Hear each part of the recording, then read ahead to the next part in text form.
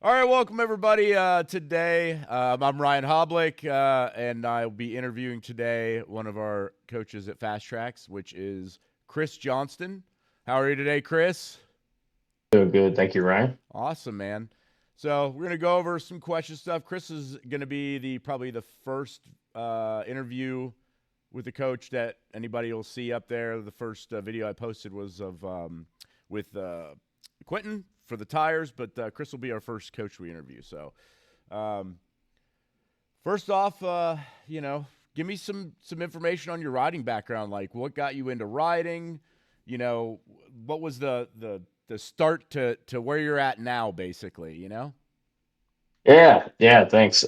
So I started riding when I was 16. My dad bought me a DR 200, which I rode around our property a little bit. Not too much as a dirt bike, but just rode around to understand how the clutch works, and rode that to school and high school. And then eventually he bought himself a VT 1300 Honda, and then I got a older Shadow 750.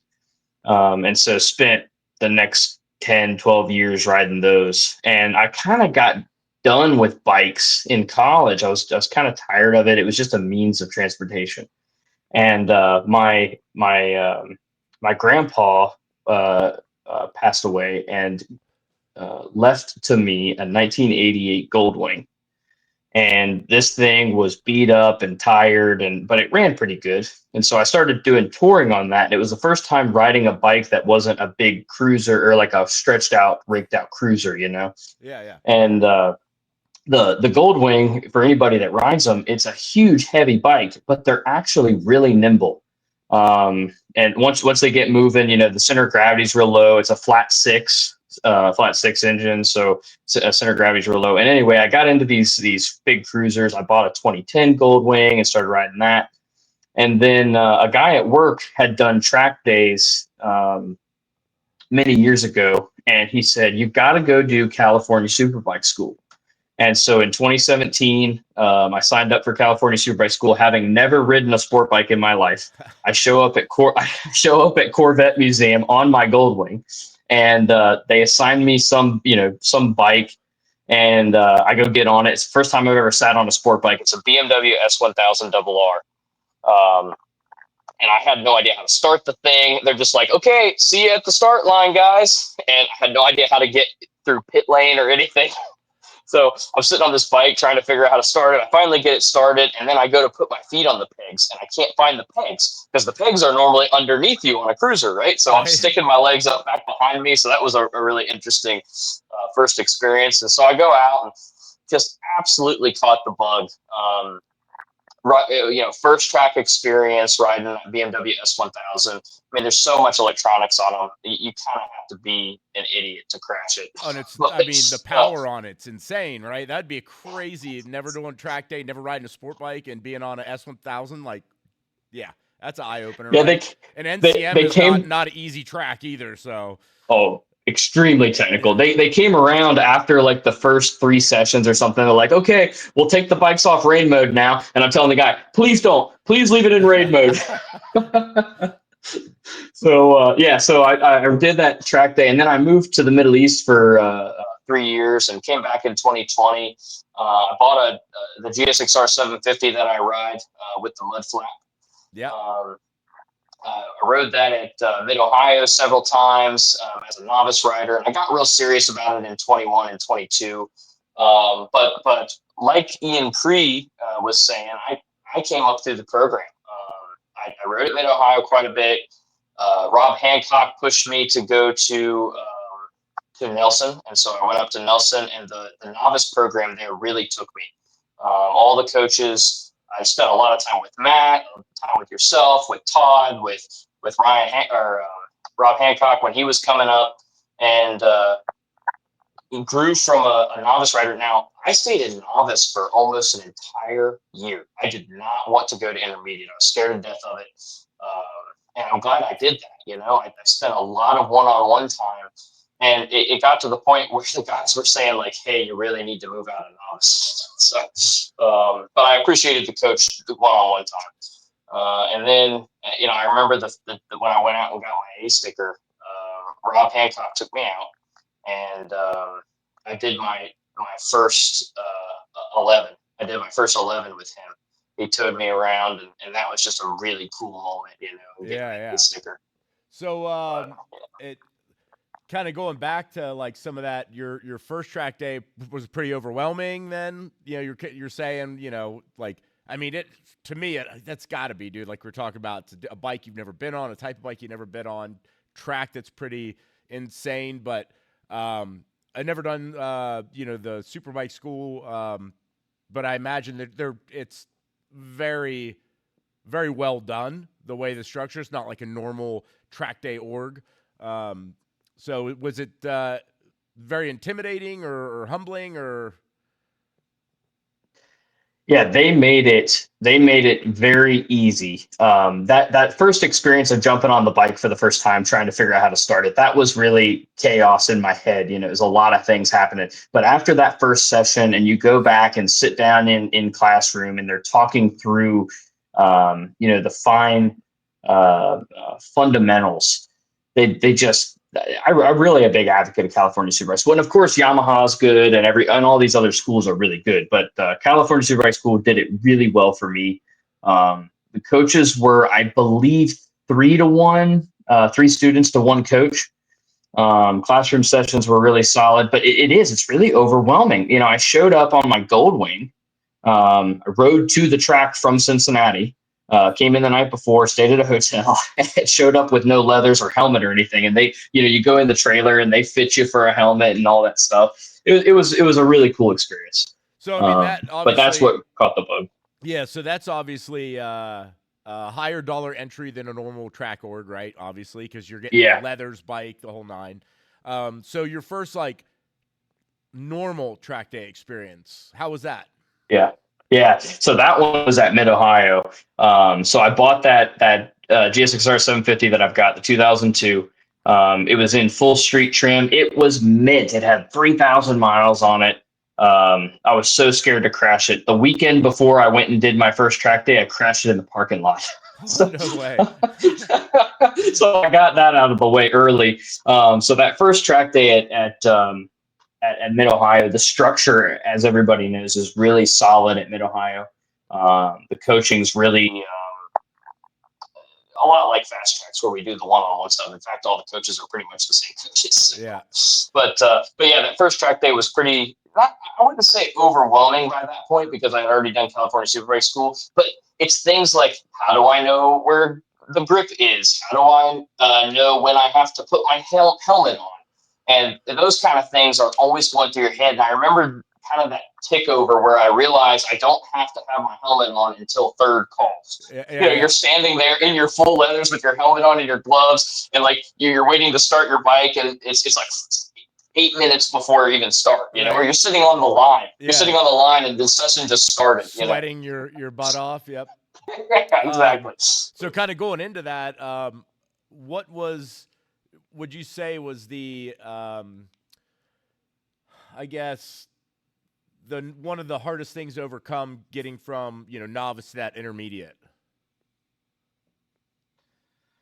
Yeah. Novice to intermediate. Like I said, I stayed in novice a really, really long time, probably too long. I was avoiding what everybody told me was the meat grinder. And as we all do know, it can be a bit tough with the disparity of speed. I was really scared of that. You probably had anxiety maybe about like, well, I'm going to slow everybody up or whatever, right? Exactly. And that's when Rob Hancock came to me and said, like, maybe it was, oh no, it was Matt. It was Matt Comrie. I was working with Matt off track a lot, and so Matt was hurt, and he was doing a lot of off track. So he was leading the novice school at Nelson, and he was telling me, he's like, man, I'm watching you ride. I think you should try to go for intermediate. You need to ride with faster riders. And so it kind of was something that just happened naturally.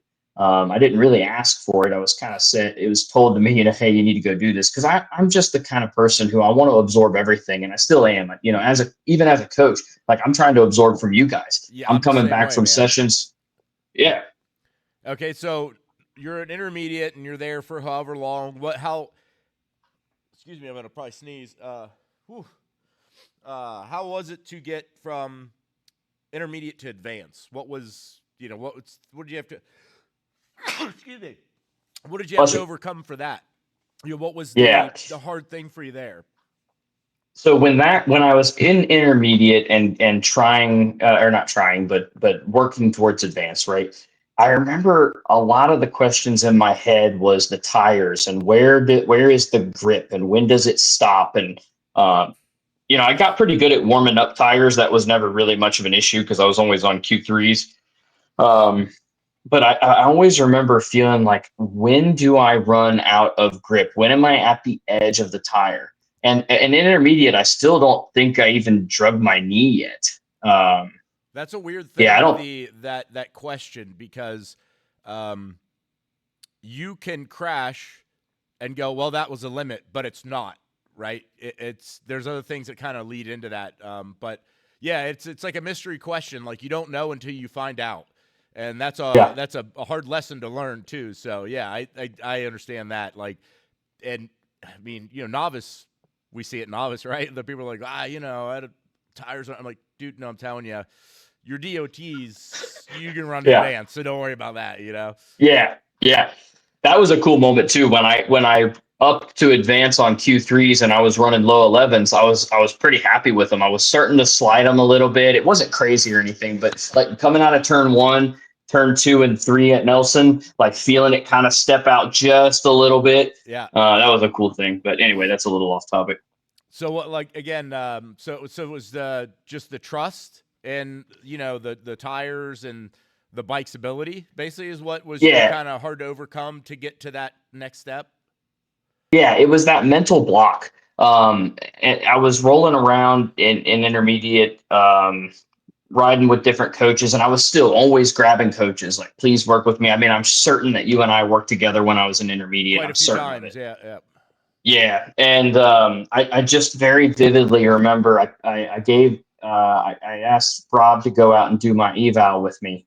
No, I think it was one session before. We went out together and he towed me around, and I could not believe I was in the 11s. Like, it was just a huge change. Um, I was running 12s or 13s or something on the 750, and then he pulled me down in one session, a whole second and a half, and it was just this eye opener of watching him ride ahead of me and the grip that he had on basically the same bike. He's riding a ZX7, or what was he riding? ZX7 or is this ZX6? I can't remember, but basically the same bike, Yeah, yeah. same year. So it was really that mind block of how much grip do I have, how fast can I actually go into this turn, and then the number one. So circle back on intermediate to advanced. I went to California Superbike School again in 20 end of 21, or it was in 22. I went to the California Superbike School in 22, and I went to Pitt and did pit race on their BMW S1000s. And that was a massive breakthrough. And I remember the number one thing that changed me as a rider was vision. We focused a lot on vision. Um, they talk a lot about how when you move your eyes from point to point, you don't actually see, your brain fills in the gaps. Yeah. And then how you control the center point of your eye versus how you have wide vision with the peripherals and tracking reference points. My mind was completely blown. And I dropped a whole second at Nelson coming right back. I dropped a whole second. And that's when I went and then rode with Rob and got the bump. But yeah, California Superbike School that second time really took me to that next level. And we'll get into. I'm going to ask more questions about, like, the coaching side of it. But since we're already here on Yeah. kind of your progression through your riding and stuff, what got you to want to race? Because you're racing now. You've raced for how long? Like a year and a half or 2 years? Yeah, this was my first full season this last season. I did one race in 24. Um, so far, my crash record's not really all that great, but um, what got me to decide to race. So I remember doing track days at Nelson and Corvette and Mid Ohio and Pitt, and I was rolling around to different tracks, and I started asking myself like, what's my end game with this? Because I started riding A. Um, and I kind of hit that level and I was saying, what's my end game? What am I trying to do here? Um, and there was two forks. There was coaching and racing, and everybody told me I had to go race to be a coach. And Matt Comrie pulled me aside, kind of pulled me under his wing. He's like, "Hey, man, you're good with people. You don't really have to race to coach and everything." And so I'm like, "Okay, that sounds great," because I'm scared to race. I'm really kind of a nervous racer. I really struggle to pass and so on. But after coaching, for that full season of coaching, you guys were racing. And I was like, man, it kind of looks like a lot of fun. I really, really want to try it. So we did that that first Weira round. It was dry the first day, wet the second day, and just absolutely in love. And so when I used to be at that fork in the road between racing and coaching, now it's always both. Yeah. It's just both. So you've been coaching with us for what year and a half or so? What how long's it been Yeah, a now? year and a half. I think so. I did all of 20. Nisha and I were talking about this the other day. I think it was all of 24. It was end of 23, all of 24, all of 25. I think like September 23 was when I started. So 2 years then. Yeah, 2 years. Yeah. Yeah. Okay. So what you kind of touched on a little bit, but like, did you have aspirations to coach, or because Matt kind of brought it up, or what was the reasoning behind like wanting to coach with us? Yeah. Back to that fork in the road where I was questioning what was I doing with track days. I remember being at Corvette Museum with it was Midwest, is now Fastline. Um, and one of the coaches was an old gruffy racer, and he was coaching, and I was talking to him, and I asked him, I said, "Hey, what would I have to do to coach, because I'm a little nervous about racing?" And he's like, "Oh man, you really do need to go race first before you can coach." Well, come back to Nelson and working with Matt off track, especially with Matt being hurt. He was working with me a lot, and I love the people development. It's what I do at work. It's what I grew up doing through 4-H. We did 4-H shooting sports when I was a kid. I just really love the people development thing. You and I have talked a lot about the most exciting part of track days is handing somebody the sticker or seeing them come back with that personal best or Right. something like that. And I was way more drawn to those activities than I was me being at the front of a race or dicing it up with somebody. That motivated me a lot more and does still motivate me a lot more. Nice. Coaching really is my end game. Racing's kind of on the side. Coaching's my end game. Nice. So seeing that now, what would you say is like one of your highlights from the 2 or so years that you've been coaching with Fasttrax? Like, what's one thing that just jumped out that always sticks with you? It's got to be so. So the sticker, so handing out the A stickers, handing out the intermediate stickers, those are super fun. Um, I worked a lot with Ian Cree coming up, and getting to hand him that A sticker was really cool. That's one of them. I mean, of course, there's several other students that we've worked with a ton and handed stickers to, and it's just that moment, because I remember my moment. I remember once they handed me the sticker, and I'm usually a little bit more private about it. I don't get all jumpy or anything, but I take my sticker and I kind of go back and celebrate inside. But for them, like that moment, on that look on their face and that realization that they're in the fast group now, they're going to go out and ride with the fast guys. Yeah, You know? yeah. That's awesome. Yeah, and it's super fun. Like, and I mean, there's been so many. It's hard to like put one, but Yeah. that's definitely part of it. Seeing even somebody who's working a girl I was working with this last year who's been in our novice for probably, oh God, it's got to be almost a year and a half, maybe 2 years. And, Yeah. it was the last weekend she got her bump the eye, and she was, man, through the moon. And I was so happy Yeah. for her. It was awesome. That is why we come. Yeah, for Yeah. sure, man. It's all worth it. All the money spent, all the time invested, it's all worth it just to see that face. Yeah, exactly, for sure. I mean, we talk about it all the time. I get, you just kind of covered it, but like, yeah, I get more enjoyment out of towing somebody around to a fast lap or helping them, get a breakthrough through a particular part of the track or whatever they're struggling with, and that's more than me doing like a PB, lap on whatever. So, Yeah, you brought me back from two different crashes. Like turn 4, I remember one specific moment when after I crashed in 4, I came back and was riding. I was even coaching, and you came in after the session, and you're like, "What in the hell is wrong with your turn 4?" I You're remember like, that "Follow me." very well. I'm like, dude, Yeah, why are you so slow there now? You used to not be. And then you're like, oh, that crash. And I'm like, all right, let's try to work through this. Yeah, yep. that was And we crazy. did, Yeah. and now it's called the Ryan line. Right. And yeah, so that kind of, somebody asked that, like, if we learn from different coaches. Shit, yeah, right. I mean, you kind of covered that. You're Every like, single weekend. yeah, for sure, right? I mean, even if it's something that maybe I'm not super comfortable with, I'll still try something out, a different line or a different way to approach something, because it may work for me. I mean, I just, I'm pretty open with those type of things. Like, there's something that I could be doing better. Because there's a particular line around the track that's the supposed fast line, but there's other ways around it too. That for your particular riding style or bike or whatever that may work a little bit better. And people have different ways to get around that track, and like, I'll try it. If it's better, it's better, Yeah, and if it doesn't work for me, it doesn't. But yeah, yeah. there's Look just, at Josh Hayes' line in 4. Completely different. yeah, him and Robbie know the same. I mean, they same Yeah, line, and they pull away from me. It's crazy. yeah. Let's see here.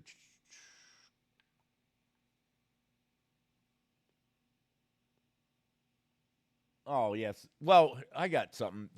You not only coach now, like, you've also learned the kind of other side of it, helping out Malachar with registration, stuff like that.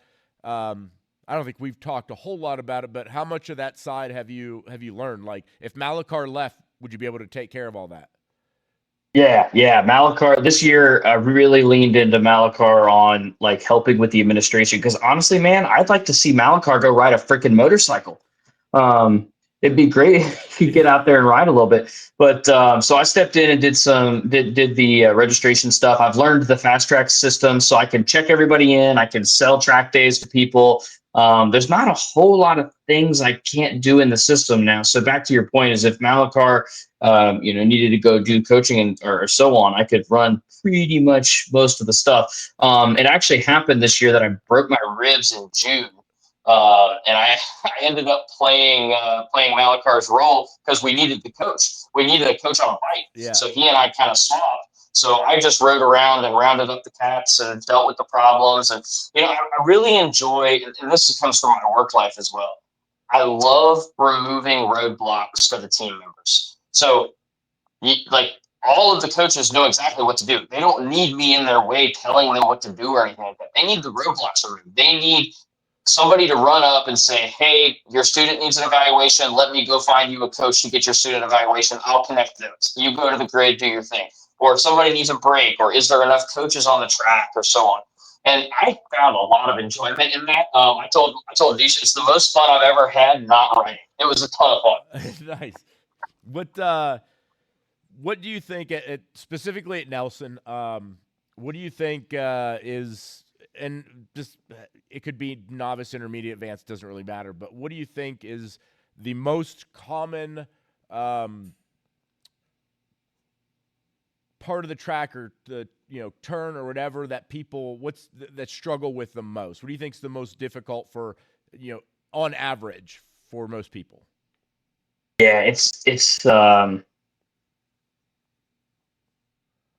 the one that I think people struggle with the most is carousel. The one that I get asked the most questions about is turn 4. Okay. Um, So they I think they're think going through 12 gets carousel okay, but when you're behind them, you can kind of tell. But the one they yeah. feel the most uncomfortable in would be 4. Yeah. Yeah, 4 or 12. It's either 4 or 12, and it's just a pretty big mix-up. A lot of guys. So going to carousel, a lot of guys want to sit in the center of the track, like on entry. I mean, I'm not asking any intermediate or novice rider to have their knee over the grass, but let's get to the inside, guys. That outside, you got really no business being out there. On entry, Um, yeah. on entry, Yeah. yeah.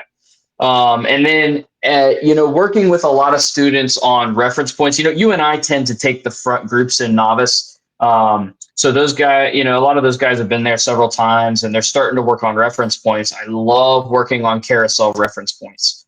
Um, Entry point, moving your head up to the patch and so on. And then same thing in turn 4. Now that you've, helped me significantly to fix my turn 4, I like teaching turn 4. It's a lot of fun. You connect the dots with the patch going in and stay wide and so on. And then you didn't really ask this, but along the same lines, I like to show people kind of both lines, the defensive line and the fast line. Yep. Specifically in turn 4 and in turn 13, that really tight entry that I do, Yeah, which is yeah. kind of ridiculous, but it's very defensive and it works in all situations where somebody's behind you and wants to pass and you don't want them to. What do you think? Like, it doesn't have to be, what could be any group again. I think it's probably more commonplace in intermediate, but like when you're doing some one-on-one and helping people, because I have something in my head and I'm curious if you go through the same thing. Like if you're towing somebody along, and, working on stuff with them, trying to show them something, and then you're going to follow them. What is the most common thing that you have to correct on that?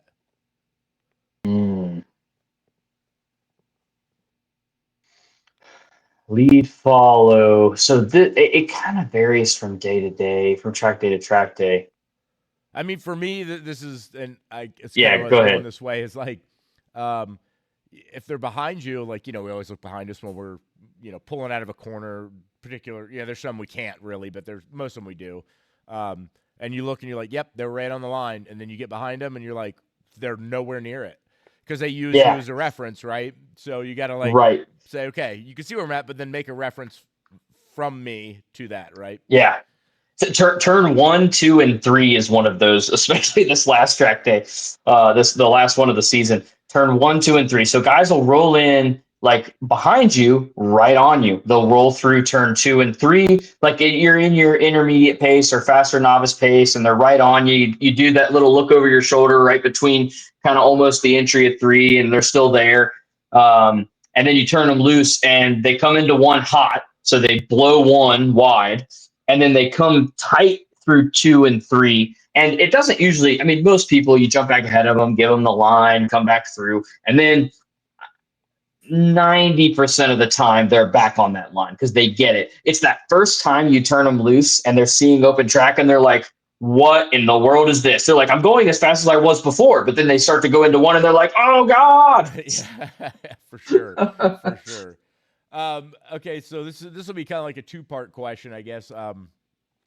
What is, since you've been coaching up there with us, what is like, again, I won't say a highlight or whatever, but like, what is one of the most special things that you have from just being up there coaching? And it doesn't have to necessarily. Well, let's put. We already kind of went over that, but like, yeah, just the whole coaching thing. Like, what's one of the things that stick out to you, or why you enjoy it so much? Like, we asked why you want to be a coach. Answer that question, but like, now being a coach and being part of the organization and with the customers and everything else, just the staff, crew. What's the thing that sticks out that you're like, man, this is better than I thought, or one of the things that you really hold on to the most? Yeah. So when I first became a coach, I remember telling my wife, I remember telling Nisha, we're going to be part of this community and it's going to be a ton of fun. We're going to have camaraderie with the other coaches and all this stuff. And of course, the that was the first kind of thought. Well, the first year that I coached, and you know this, and a lot of people that know me know this, my sister and her 4 kids come to track days. For sure. And we always park down in the boonies because the kids need a place to run around. It's not quite very safe for little kids up in the paddock. And so we usually park down at the bottom so the kids can ride dirt bikes and all that stuff. That first year was very not so social, and I was a little disappointed, and it didn't click to me what it was. This year, they weren't able to make it several times, and so we parked up in the paddock, and it completely changed everything. Not in a bad, not to say that it was bad having the family time, because there are 2 kinds of track days, but we look at it just like that. There's 2 kinds of track days for us. There's family track days where we spend time with family. Then there's this other thing that we discovered this year, which is the camaraderie with the other coaches. You know, parking up in the middle, pulling out the solo stove, and making pierogies for everybody, and it's not just the coaches; it's the regulars too. You know, we've got a lot of really cool people that just hang out, and everybody doesn't have to sit around the whole time. They stop in and say hi, and you catch up, and this past one when we're all sitting around the fire there. Next thing I know, I've got hands on my shoulders, and I turn around and it's Steve Duche.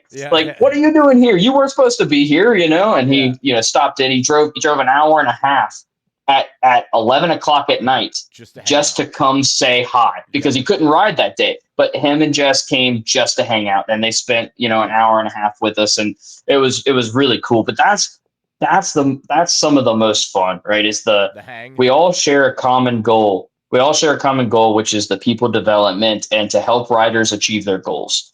After we're done doing that, we all share that hangout camaraderie, we did this today. And good stuff. A little bit of ball busting. Yeah. Super fun. And that's what makes it for me, I love coaching. I love everything about that, but that's just like the icing on top. Like the friendships that I've made there, and the time at the track. And I get so bummed when if it's somebody we usually hang out with and they're not there, then I'm bummed for the weekend. I'm like, man, we're missing one, right? We're missing one of the crew. Yep. But yeah, and your wife makes amazing food, so I just have to pack less, which is good. But yeah, it's like, just such a good time. Like if, have you been to Putnam? Yeah. So like there, you can't stay there. Like that's right. It sucks. It's a big drag. Yeah, it is. Yeah. You just can't have that same type of atmosphere. I mean, being at the track, waking up, at the track, going to bed at the track, the whole thing. Yeah. Everything's just, there's nothing like it. Yeah. It's just so good. And it's unlike any other community. I've been into cars and drag racing and this and that and whatever. And it's just nothing's the same. It's very unique in that aspect. Everybody wants to help everybody, like even racing.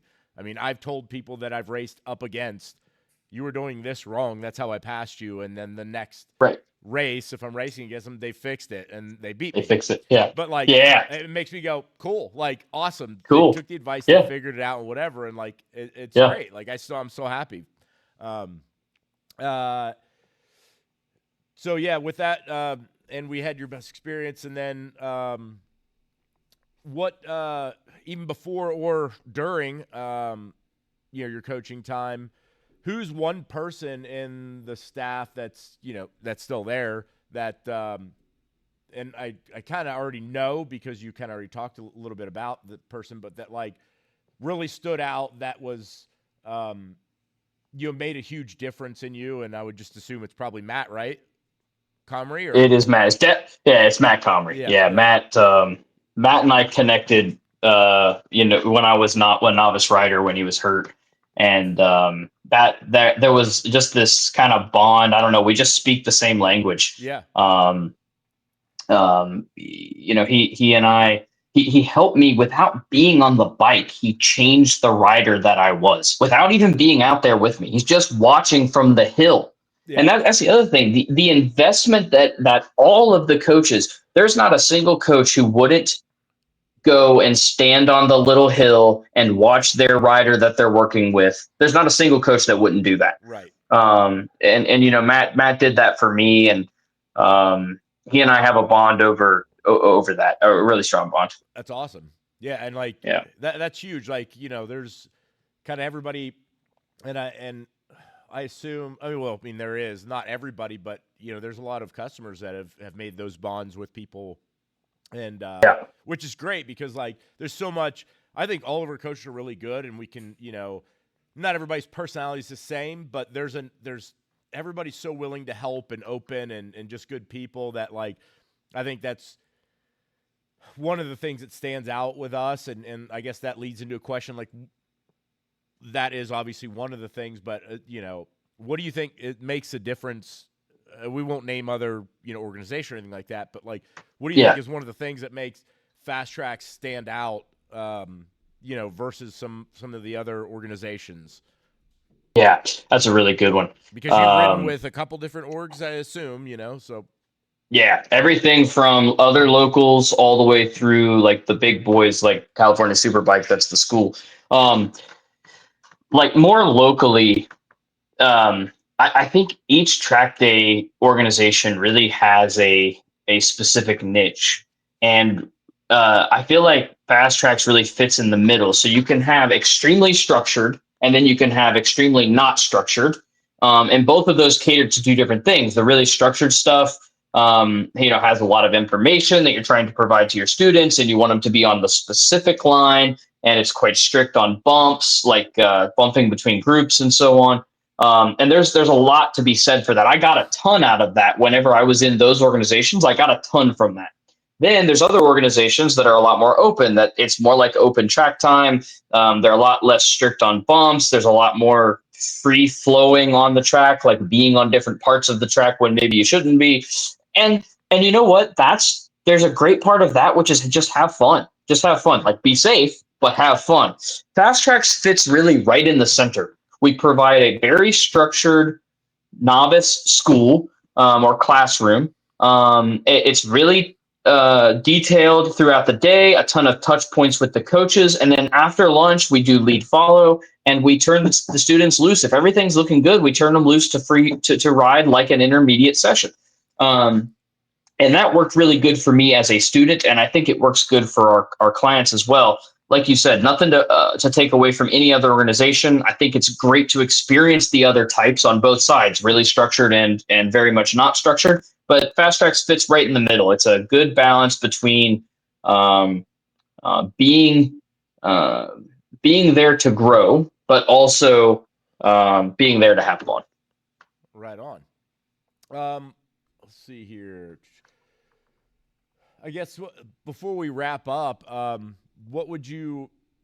Because I want to touch a little bit on kind of certain topics with each coach, to cover some of the questions that newer guys will have, and I'm going to try to do like a different one for each coach, so we get kind of a different answer or from each, so we're not repetitive over the same thing. But one of the questions, pretty common, I guess, would be, what should somebody who's okay, they're looking to sign up and do their first weekend with Fasttrax, what are the things that they need to be prepared for?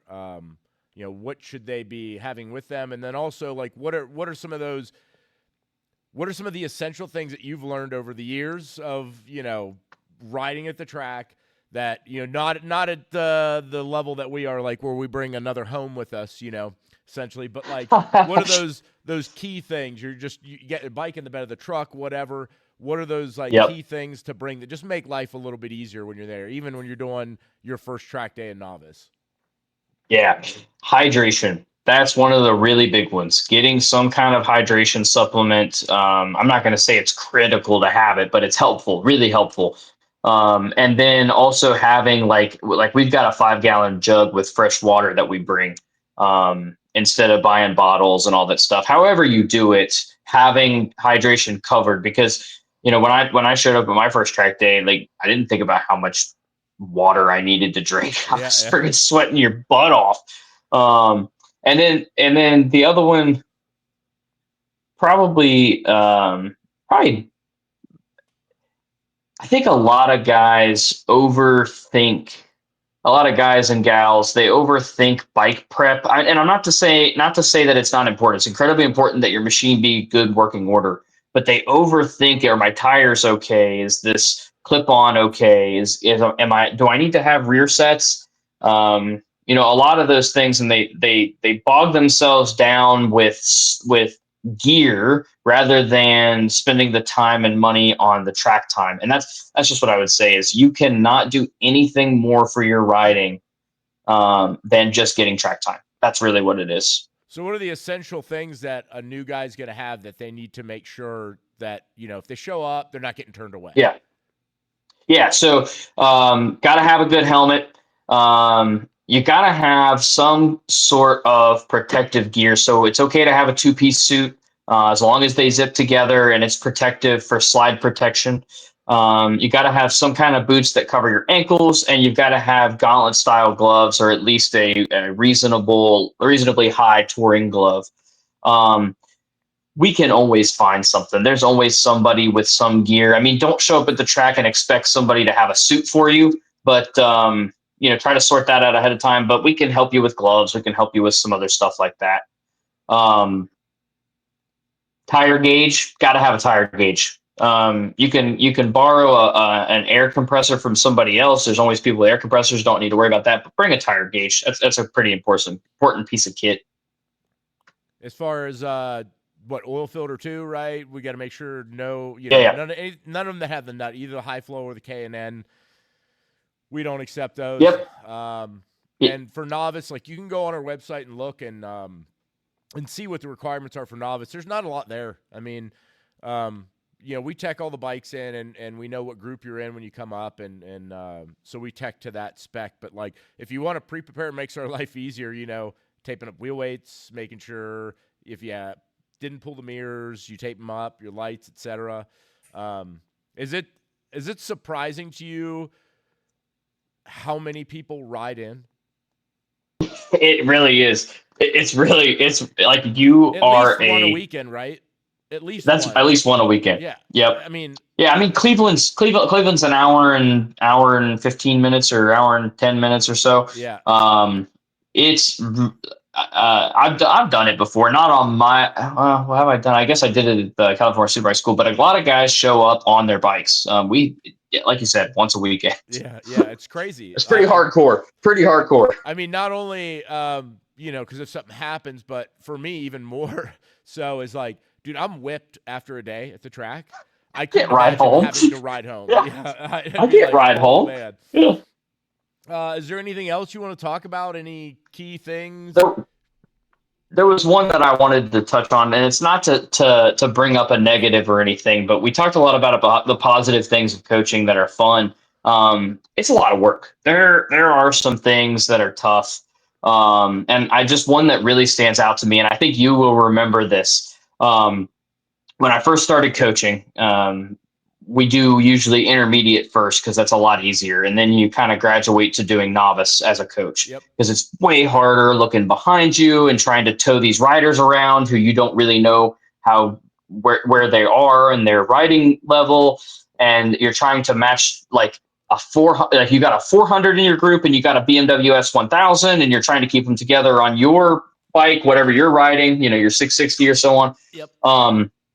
I had a student who was a motocross guy. And he's maybe 19 or something.